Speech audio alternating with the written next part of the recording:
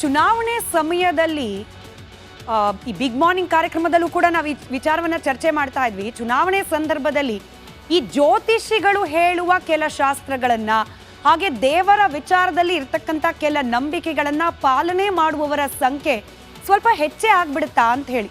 ಯಾಕೆ ಈ ಮಾತನ್ನು ಹೇಳ್ತಿದ್ದೀವಿ ಅಂತಂದ್ರೆ, ಇಬ್ಬರು ಅಭ್ಯರ್ಥಿಗಳು ಇವತ್ತು ಅಧಿಕೃತವಾಗಿ ತಮ್ಮ ನಾಮಪತ್ರವನ್ನ ಸಲ್ಲಿಕೆ ಮಾಡುವ ಮೂಲಕ ಚುನಾವಣಾ ಅಖಾಡಕ್ಕೆ ಎಂಟ್ರಿ ಕೊಟ್ಟರು. ಈ ಇಬ್ಬರ ನಾಮಪತ್ರ ಸಲ್ಲಿಕೆ ಸಂದರ್ಭದಲ್ಲೂ ಕೂಡ ಒಂದಷ್ಟು ವಿಶೇಷ ವಾಡಿಕೆ ನಂಬಿಕೆಗೆ ಸಂಬಂಧಪಟ್ಟ ದೃಶ್ಯಗಳು ಕಾಣೋಕೆ ಸಿಕ್ತು. ಅದರ ಮೊದಲ ಭಾಗ ನೀವೇನಿವಾಗ ಗಮನಿಸ್ತಾ ಇದ್ದೀರಿ, HT ರೇವಣ್ಣ ಅವರು ಹೇಳಿ ಕೇಳಿ ದೇವರು ಆಚಾರ ವಿಚಾರಗಳ ಬಗ್ಗೆ ಅಪಾರವಾದ ನಂಬಿಕೆಯನ್ನ ಇಟ್ಕೊಂಡವರು HT ರೇವಣ್ಣ ಅವರು ಇವತ್ತು ತಮ್ಮ ಪುತ್ರ ಪ್ರಜ್ವಲ್ ರೇವಣ್ಣ ಅವರು ನಾಮಿನೇಷನ್ ಫೈಲ್ ಮಾಡುವ ಸಂದರ್ಭದಲ್ಲಿ ಬರಿಗಾಲಲ್ಲಿ ಬಂದಿದ್ದಾರೆ. ರೇವಣ್ಣ ಅವರು ಹರಕೆ ಹೊತ್ತಿದ್ರ ಅಥವಾ ಯಾರಾದರೂ ಜ್ಯೋತಿಷಿಗಳು ಹೀಗೆ ಮಾಡಿ ಅಂತ ಹೇಳಿ ಸಜೆಸ್ಟ್ ಮಾಡಿದ್ರೆ ನಮಗೆ ಗೊತ್ತಿಲ್ಲ.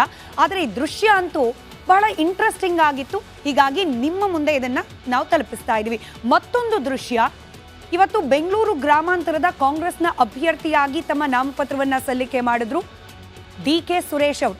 ತಮ್ಮ ಕುಲದೇವತೆಯ ಆಶೀರ್ವಾದವನ್ನ ಪಡೆದು ಅದಾದ ನಂತರದಲ್ಲಿ ತಾಯಿ ಗೌರಮ್ಮ ಹಾಗೆ ಅಣ್ಣ DK ಶಿವಕುಮಾರ್ ಹಾಗೆ ಅತ್ತಿಗೆ ಉಷಾ ಅವರ ಆಶೀರ್ವಾದವನ್ನ ಪಡ್ಕೊಂಡ್ರು. ಅದಾದ ನಂತರದಲ್ಲೇನೆ ನಾಮಪತ್ರ ಸಲ್ಲಿಕೆ ಮಾಡಲಿಕ್ಕೆ ಹೋದ್ರು.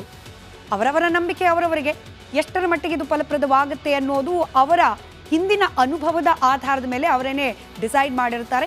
ಈ ಎರಡೂ ದೃಶ್ಯಗಳು ಈ ನಾಮಿನೇಷನ್ ಫೈಲ್ಗೆ ಮುಂಚೆ ಗಮನ ಸೆಳೀತು, ಹಾಗೆ ಒಂದಷ್ಟು ಚರ್ಚೆಗೂ ಕೂಡ ಗ್ರಾಸವಾಯಿತು. ಹೀಗಾಗಿ ಎರಡು ದೃಶ್ಯದ ಮೂಲಕ ಇವತ್ತಿನ ಕರ್ನಾಟಕ ಪ್ರೈಮ್ ಟೈಮ್ ಅನ್ನ ಪ್ರಾರಂಭ ಮಾಡೋಣ.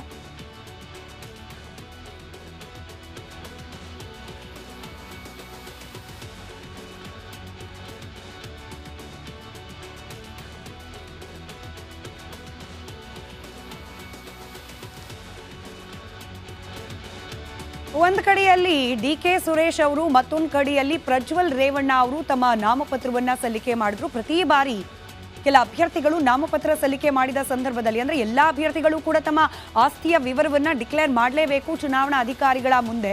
ಆದರೆ ಕೆಲ ಅಭ್ಯರ್ಥಿಗಳ ಆಸ್ತಿ ವಿವರದ ಬಗ್ಗೆ ವಿಶೇಷವಾಗಿ ಗಮನ ಇರುತ್ತೆ.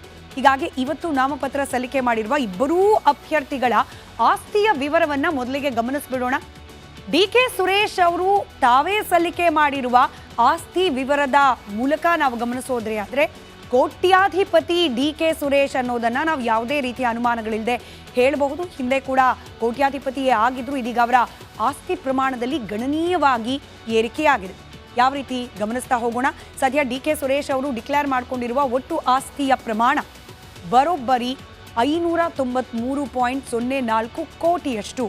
ಇದನ್ನ ಸ್ಪ್ಲಿಟ್ ಮಾಡಿ ನೋಡೋಣ, ಚಿರಾಸ್ತಿ ಎಷ್ಟು ಹಾಗೆ ಚರ ಆಸ್ತಿ ಎಷ್ಟು ಅಂತ ಹೇಳಿ. DK ಸುರೇಶ್ ಅವರ ಬಳಿಯಲ್ಲಿ ಸರಿಸುಮಾರು 106.71 ಕೋಟಿಯಷ್ಟು ಚಿರಾಸ್ತಿ ಇದೆ ಅನ್ನೋದನ್ನ ಅವರೇನೆ ಡಿಕ್ಲೇರ್ ಮಾಡ್ಕೊಂಡಿದ್ದಾರೆ. ಚಿರಾಸ್ತಿ ಅಂದ್ರೆ ಮೂವಬಲ್ ಪ್ರಾಪರ್ಟೀಸ್ ಅಂತ ಹೇಳಿ ಏನು ಕರಿತೀವಿ ಅಂತಂದ್ರೆ, ಲಿಕ್ವಿಡ್ ಕ್ಯಾಶ್ ಇರಬಹುದು ಅಥವಾ ಅವರ ಹೆಸರಲ್ಲಿರ್ತಕ್ಕಂಥ ಶೇರ್ಗಳಾಗಿರಬಹುದು ಅಥವಾ ಕೆಲ ಇನ್ವೆಸ್ಟ್ಮೆಂಟ್ಗಳಾಗಿರಬಹುದು, ಹಣದ ಸ್ವರೂಪದಲ್ಲಿ ಇರ್ತಕ್ಕಂಥದ್ದು ಸ್ವಾಭಾವಿಕವಾಗಿ, ಹಾಗೆ ಒಡವೆಗಳಾಗಿರಬಹುದು. ಇದೆಲ್ಲವನ್ನ ಅಳೆದು ತೂಗಿ ನೋಡಿದಾಗ 106.71 ಕೋಟಿಯಷ್ಟು ತಮ್ಮ ಬಳಿಯಲ್ಲಿ ಇದೆ ಆಸ್ತಿ ಅಂತ ಹೇಳಿ, ಚರಾಸ್ತಿ ಅಂತ ಹೇಳಿ ಘೋಷಿಸಿಕೊಂಡಿದ್ದಾರೆ DK ಸುರೇಶ್. ಹಾಗೆ 486.33 ಕೋಟಿಯಷ್ಟು ಸ್ಥಿರ ಆಸ್ತಿ ಇಮ್ಮೂವಬಲ್ ಪ್ರಾಪರ್ಟೀಸ್ ಇದೆ ಅಂತ ಹೇಳಿ. ಅದು ಕಟ್ಟಡಗಳಾಗಿರಬಹುದು ಅಥವಾ ಅವರ ಹೆಸರಲ್ಲಿರ್ತಕ್ಕಂಥ ಮ್ಯಾನುಫ್ಯಾಕ್ಚರಿಂಗ್ ಯೂನಿಟ್ಗಳಾಗಿರಬಹುದು, ಫ್ಯಾಕ್ಟ್ರಿಗಳಾಗಿರಬಹುದು. ಈ ರೀತಿಯಾದ ಆಸ್ತಿಯನ್ನ ಲೆಕ್ಕ ಹಾಕಿದಾಗ DK ಸುರೇಶ್ ಅವರು ಡಿಕ್ಲೇರ್ ಮಾಡ್ಕೊಂಡಿರೋದು, ಘೋಷಿಸ್ಕೊಂಡಿರೋದು 486.33 ಕೋಟಿಯಷ್ಟು ಆಸ್ತಿಯನ್ನ. ಇಂಟ್ರೆಸ್ಟಿಂಗ್ ಅಂದ್ರೆ, ಸಹೋದರ DK ಶಿವಕುಮಾರ್ ಅವರಿಗೆ 30 ಕೋಟಿ ರೂಪಾಯಿ ಸಾಲ ನೀಡಿರೋದಾಗಿ ತಮ್ಮ ಅಫಿಡವಿಟ್ನಲ್ಲಿ ತಿಳಿಸಿದ್ದಾರೆ DK ಸುರೇಶ್ ಅವರು. ಕೇವಲ ಅಣ್ಣನಿಗೆ ಮಾತ್ರವಲ್ಲ, DK ಶಿವಕುಮಾರ್ ಅವರ ಪುತ್ರಿ ಐಶ್ವರ್ಯ ಅವರಿಗೆ 8 ಕೋಟಿ ಸಾಲವನ್ನ ನೀಡಿರೋದಾಗಿಯೂ ಕೂಡ ಅನೌನ್ಸ್ ಮಾಡಿದ್ದಾರೆ, ಅಂದ್ರೆ ಘೋಷಿಸಿಕೊಂಡಿದ್ದಾರೆ ತಮ್ಮ ಆಸ್ತಿಯ ವಿವರವನ್ನ ನೀಡೋ ಸಂದರ್ಭದಲ್ಲಿ. ಇನ್ನು 150 ಕೋಟಿಯಷ್ಟು ಸಾಲವನ್ನ ಸ್ವತಃ DK ಸುರೇಶ್ ಅವರು ಮಾಡಿದ್ದಾರಂತೆ. ಗಮನಿಸಿ, DK ಶಿವಕುಮಾರ್ ಅವರಿಗೆ ಸರಿಸುಮಾರು 30 ಕೋಟಿಯಷ್ಟು ಸಾಲ ಕೊಟ್ಟಿದ್ದಾರೆ. ಅವರ ಪುತ್ರಿಗೆ 8 ಕೋಟಿಯಷ್ಟು ಸಾಲ ಕೊಟ್ಟಿದ್ದಾರೆ. 38 ಕೋಟಿಯಷ್ಟು ಸಾಲವನ್ನ ನೀಡಿರುವ DK ಸುರೇಶ್ ಅವರು ಸ್ವತಃ 150 ಕೋಟಿ ಸಾಲ ಮಾಡಿರೋದಾಗಿ ಘೋಷಿಸಿಕೊಂಡಿದ್ದಾರೆ. ಇನ್ನು ಅವರ ಹೆಸರಲ್ಲಿರ್ತಕ್ಕಂಥ ಭೂಮಿ ಅದರ ಪ್ರಮಾಣವನ್ನು ಕೂಡ ಗಮನಿಸ್ಬಿಡೋಣ. ಡಿ ಕೆ ಸುರೇಶ್ ಅವರ ಬಳಿಯಲ್ಲಿ 21 ಎಕರೆಯಷ್ಟು ಕೃಷಿ ಭೂಮಿ ಇದೆಯಂತೆ. ಹಾಗೆ 27 ಎಕರೆಯಷ್ಟು ಕೃಷಿಯೇತರ ಭೂಮಿಯನ್ನ ಹೊಂದಿದ್ದಾರೆ ಡಿ ಕೆ ಸುರೇಶ್ ಅವರು. ಇನ್ನು ಚಿನ್ನಾಭರಣದ ಲೆಕ್ಕಾಚಾರವನ್ನ ಕೂಡ ಘೋಷಿಸಿಕೊಂಡಿದ್ದಾರೆ. ಡಿ ಕೆ ಸುರೇಶ್ ಅವರ ಬಳಿಯಲ್ಲಿ 1260 ಗ್ರಾಂ ಚಿನ್ನಾಭರಣ ಇದೆ. 1/4 kg ಹತ್ರ ಗೋಲ್ಡ್. ಅದರ ಜೊತೆಯಲ್ಲಿ 4 kg 860 ಗ್ರಾಂ ಬೆಳ್ಳಿ ಇದೆ ಅಂತ ಹೇಳಿ ಘೋಷಿಸಿಕೊಂಡಿದ್ದಾರೆ. 2019ರಲ್ಲಿ ಇದು ಇಂಟ್ರೆಸ್ಟಿಂಗ್, ಸ್ವಲ್ಪ ಗಮನವಿಟ್ಟು ಈ ನಂಬರ್ಗಳನ್ನು ನೆನ್ಪಿಟ್ಕೊಳ್ಳಿ.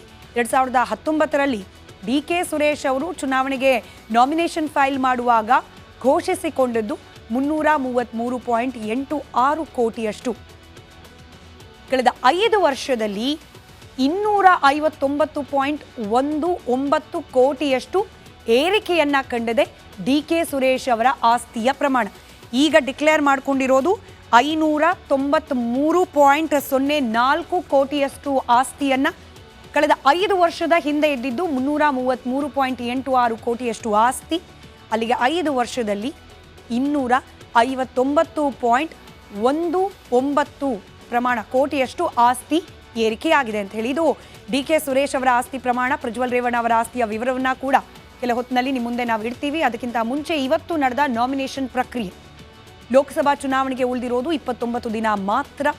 ನಾಮಪತ್ರ ಸಲ್ಲಿಕೆಯ ಮೊದಲ ದಿನವೇ ನಾಮಿನೇಷನ್ ಭರಾಟೆ ಇವತ್ತು ಸದ್ದು ಮಾಡಿದೆ. ಈ ಬಗೆಗೆ ಒಂದು ರಿಪೋರ್ಟ್ ಗಮನಿಸಿ.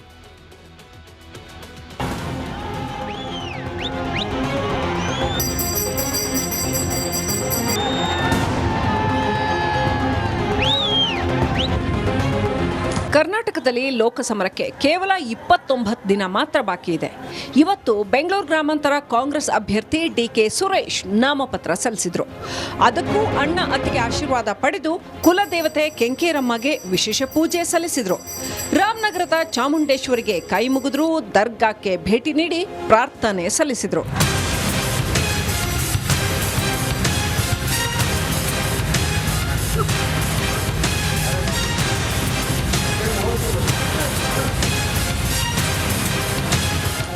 ಬಳಿಕ ಕೈ ನಾಯಕರು 5,000ಕ್ಕೂ ಹೆಚ್ಚು ಜನರನ್ನ ಸೇರಿಸಿ ಬೃಹತ್ ರ್ಯಾಲಿ ನಡೆಸಿದ್ರು.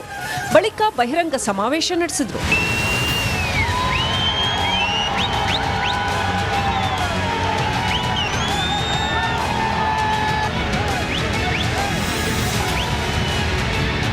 ನನ್ನ ವಿಚಾರಗಳನ್ನು, ನನ್ನ ಆಚಾರ ವಿಚಾರಗಳನ್ನು, ನಾನು ನಡೆದ ಬಂದಂಥ 10 ವರ್ಷಗಳಿಂದ ನಡೆದಂಥ ದಾರಿ ಏನೇನಾಗಿದೆ, ನಮ್ಮ ಸರ್ಕಾರದ ಅವಧಿನಲ್ಲಿ ಏನಾಗಿದೆ, ನಮ್ಮ ಸರ್ಕಾರ ಏನು ಗ್ಯಾರಂಟಿಗಳನ್ನು ಕೊಟ್ಟಿದ್ದೇವೆ, ನಮ್ಮ ಸರ್ಕಾರ ಬಂದ ಮೇಲೆ ಯಾವ ರೀತಿಯಾದಂಥ ಯೋಜನೆಗಳನ್ನು ಈ ಜಿಲ್ಲೆಗೆ, ಈ ಕ್ಷೇತ್ರಕ್ಕೆ ರೂಪಿಸಿದ್ದೇವೆ, ಈ ಎಲ್ಲ ವಿಚಾರಗಳನ್ನು ಇಟ್ಟು ನಾನು ಮತ ಕೇಳ್ತೇನೆ. ಬಹಿರಂಗ ಸಮಾವೇಶದಲ್ಲಿ DCM DK Shivakumar, CM Siddaramaiah BJP ವಿರುದ್ಧ ವಾಗ್ದಾಳಿ ನಡೆಸಿದ್ರು.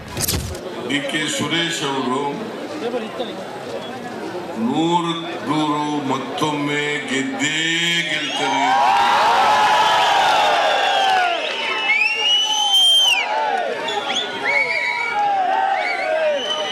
ಮುಖ್ಯಮಂತ್ರಿಯಾಗಿ ಮಾತನ್ನ ಹೇಳ್ತಾ ಇದ್ದೇನೆ. ಕೋವಿಡ್ ಸಂದರ್ಭದಲ್ಲಿ ಹೆಣ ಒತ್ತಿದ್ದಾನೆ, ಔಷಧಿ ಕೊಟ್ಟಿದ್ದಾನೆ, ಮನಮೇರಿಂಗು ಮಾಡಿದ್ದಾರೆ. ಕುಮಾರಸ್ವಾಮಿ ಅವರು ಈ ಕ್ಷೇತ್ರ, ಕನಕಪುರ ಕ್ಷೇತ್ರ ಎಲ್ಲ ಪಾರ್ಲಿಮೆಂಟ್ ಮೆಂಬರ್ ಆಗಿದ್ದವರು. ದೇವೇಗೌಡರು ಪಾರ್ಲಿಮೆಂಟ್ ಮೆಂಬರ್ ಆಗಿದ್ದವರು. Channapatna MLA, Ramanagara MLA. Covid ಸಂದರ್ಭದಲ್ಲಿ ಎಲ್ಲಿದ್ರು? ಡಿ ಕೆ ಸುರೇಶ್ ಒಬ್ಬರೇ ಈ ಬಡ ಜನತೆಯ ಹೆಣವನ್ನು ಒತ್ತಿದ್ದು ಜನ ಅವನ ಪಲ್ಲಕ್ಕಿನ ಹೊರ್ತಾ ಇದ್ದಾರೆ.